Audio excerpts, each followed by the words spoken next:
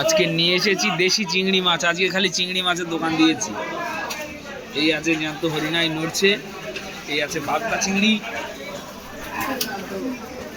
আর এটা আছে জ্যান্ত হরিণা চিংড়ি।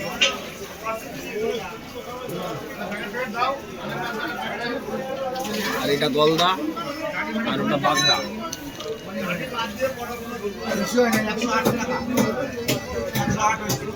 সব চিংড়ি মাছ দোকানে, শুধু চিংড়ি আর চিংড়ি। আজকে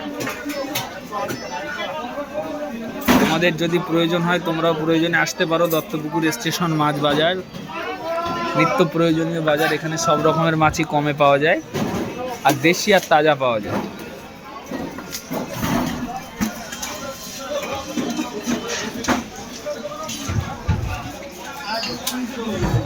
জ্যান্ত হরিণা চিংড়ি দত্তপুকুরেই পাওয়া যায়।